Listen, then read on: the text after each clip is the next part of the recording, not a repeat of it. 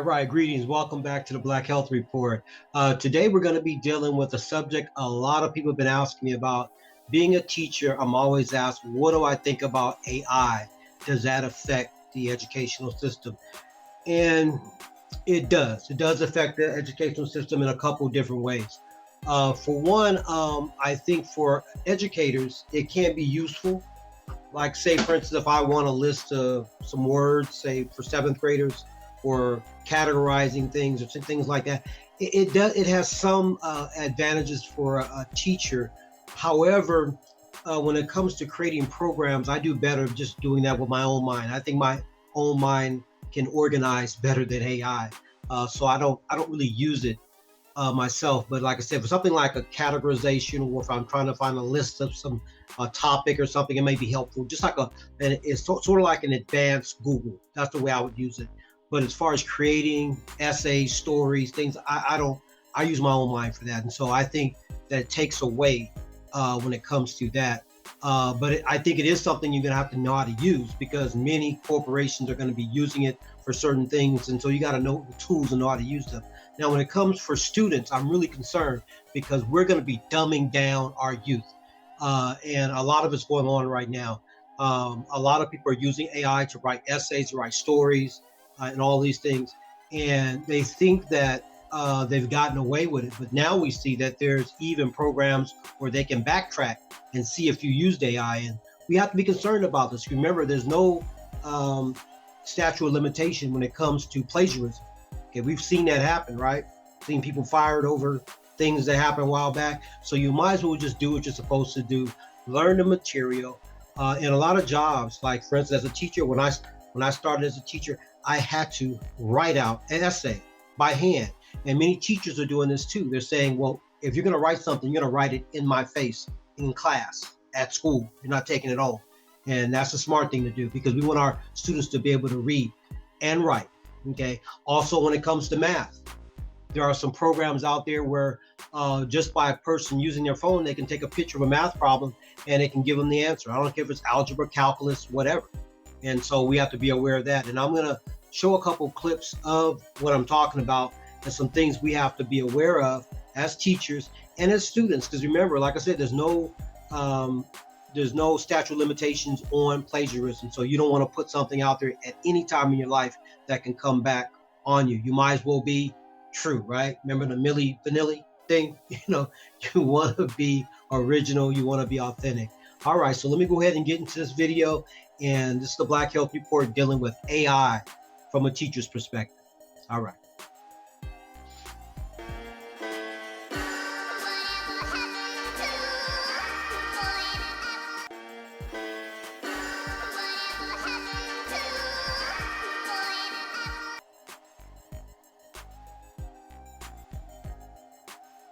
When I'm meeting with students who have been accused of academic dishonesty, probably what is most frustrating to me is when the student gets angry at me and insists that no, they couldn't possibly have done this, when I have sitting in front of me the data that show, in fact, that they did. For example, a student who said, I did not email a picture of the exam to anyone, and I have a copy of the email and the pictures of the exam sitting there in front of me.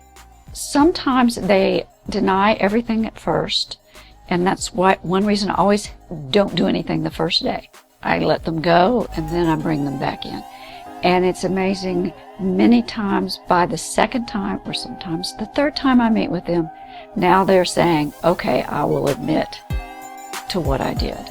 The funniest one was one who finally admitted what she did, but she appealed the punishment to the president, and at that time she disclosed and turned everybody else in with her. Secret apps straight-A students don't want you to know about. Just snap a picture and it can provide instant answers and step-by-step solutions across all subjects.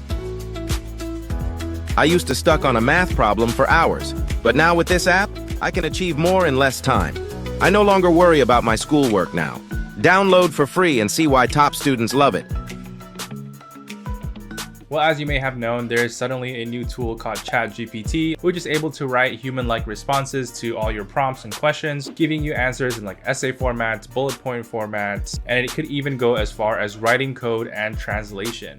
So first things first, I want to talk about ChatGPT's limitations. ChatGPT's developers themselves said that ChatGPT itself is limited to information up to 2021. You could definitely tell that there's going to be a little limit in terms of generating text regarding more modern prompts. Now this puts a risk in terms of accurate information that is written on your paper, so you shouldn't always rely on ChatGPT for always accurate information. There has also been evidence where ChatGPT gets a lot of information wrong, even if it's in the past, like before 2021, that you also need to fact check as well. If you rely on ChatGPT practically in terms of your future, you could end up committing professional mistakes, and obviously that's going to be under your responsibility for using that AI tool. Another point I want to talk about is also plagiarism. Now, anybody who's using AI tools such as ChatGPT also has a chance of plagiarism. And there has actually been an article written that they may somewhat define the definition of plagiarism to also include AI generated content. That could actually be implemented in your soon-to-be academic policies. There is definitely a tool out there now that could detect AI generated content. You guys may know this, but the most infamous GPT detector is going to be GPT-0. It is created by a student, and it actually helps detect whether that content is generated from AI or it's actual human writing. Now, the company OpenAI also announced themselves that they're also making an AI detector whether if a piece of text was written by AI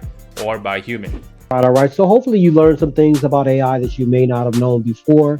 One of the main things I'm hoping you get from this video is that AI is a good tool if you're trying to gather information, but it's not something you're going to use if you're trying to do schoolwork, if you're trying to do an essay, or if you're writing a book.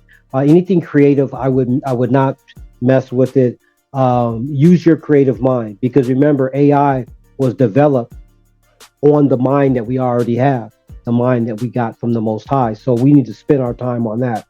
Also, since this is a Black Health Report, I'm gonna keep it real. If people do start getting caught, as they're getting caught now, you know that we're always, Black people, we're always used as a scapegoat.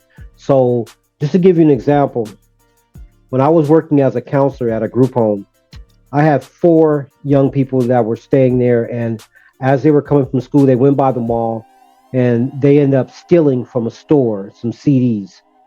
There was 2 blacks, 1 Mexican, and 1 white young person that was in that group home, and they all so I got a call that they were at the mall in the security office. Now, the 2 blacks and the Mexican, they had them hemmed up, and the white guy, he actually was heading out the door.